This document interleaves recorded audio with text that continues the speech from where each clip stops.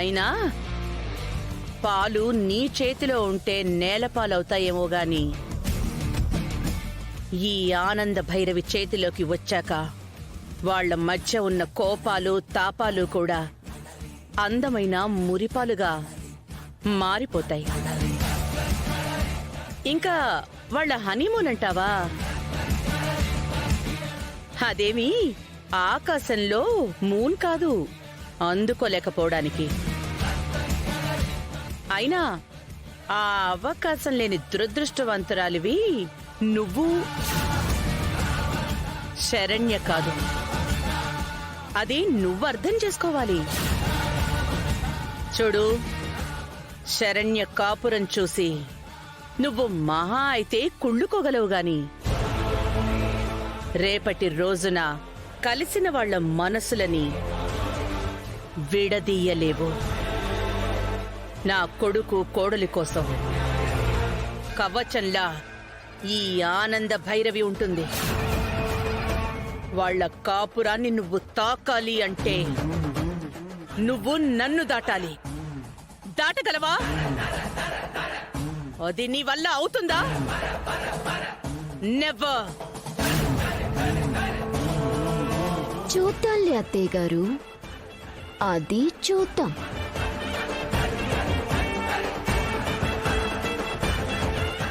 ఏంటి ఈవిడికి ఇంత నమ్మకం? అంత సీన్ లేదులే.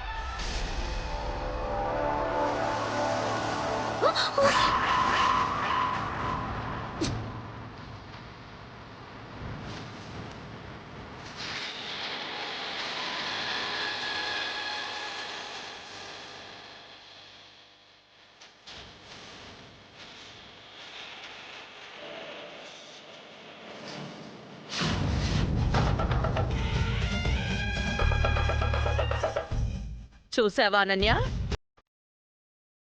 నువ్వు పారేసిన పాలే నిన్ను పడేసి నీ ప్రాణం తీయబోయాయి. ఇప్పటికైనా అర్థమైందా? మనం చేసిన పాపాలే మనని నాశనం చేసే శత్రువులని. నాకు నచ్చని నిన్నే ఈ ఇంటి కోడలివని కాపాడాను. నాకు నచ్చిన నా కోడల్ని నేను కాపాడుకోలేనా? తన కాపురాన్ని చక్కదిద్దలేనా? తడి క్లాత్ తీసుకొచ్చి మొత్తం క్లీన్ చెయ్యి. వెళ్ళు. నేనొచ్చి ఈవిడ్ని రెచ్చగొడదామంటే ఈవిడే నాకు రివర్స్లో పంచిచ్చింది. సరే, ఏం జరిగినా నేను తగ్గేదేలే.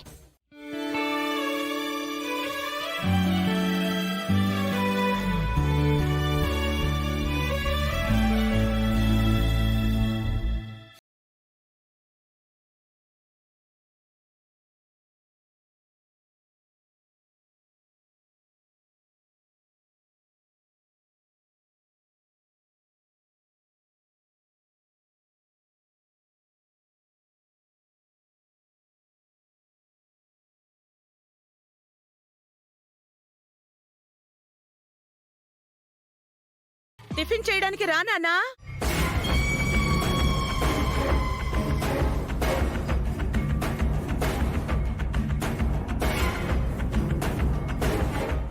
అత్తయ్య, మొత్తానికి హనీమూన్ మ్యాటర్ని దర్శన్కి చెప్పటానికి చాలా ప్రిపేర్డ్గా వచ్చినట్టున్నారు. మీరు ఎంత ప్రిపేర్ అయినా రిపేర్ వచ్చిన కాపురం సరయ్యే అవకాశమూ లేదు. దర్శన్ హనీమూన్కి ఒప్పుకునేది లేదు. రా నాన్నా, కూర్చో. రా కూర్చో.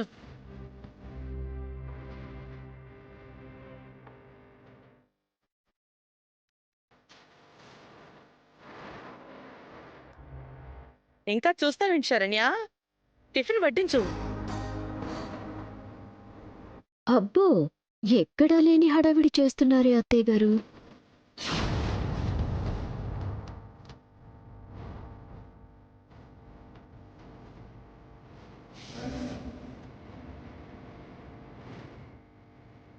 ఇప్పుడున్న దర్శన్ మూడ్లో హనీమూన్ మ్యాటర్ చెప్తే రియాక్షన్ మామూలుగా ఉండదుగా. మొహం మీదే నో అని చెప్పేస్తాడు. దెబ్బకి హడావిడి హ్యాపీ అంతా ఆవిరై మా అందరి ముందు మీరు తల దించుకుంటారు. ఇది కన్ఫర్మ్. నాతో ఛాలెంజ్ చేస్తావా ఆనంద భైరవి? ఇప్పుడు చూద్దాం ఎవరు ఏంటో. ఎట్టి పరిస్థితుల్లోనూ అమ్మ ఎంత కన్విన్సింగ్గా చెప్పినా కూడా నేను హనీమూన్ వెళ్ళడానికి ఒప్పుకోను. తను బాధపడినా అందరి ముందే ఈ మాట చెప్పడానికి డిసైడ్ అయ్యే ఉన్నాను.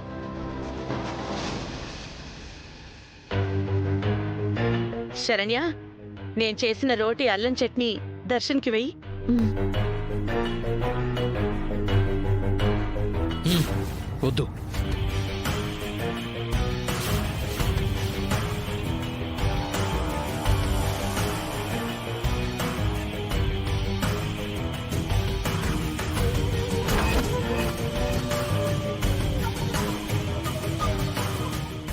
అదేంటి నాన్నా, నీకు అల్లం చట్నీ అంటే ఇష్టం కదా, వద్దంటావేంటి? తినాలని లేదమ్మా, రుచించట్లేదు.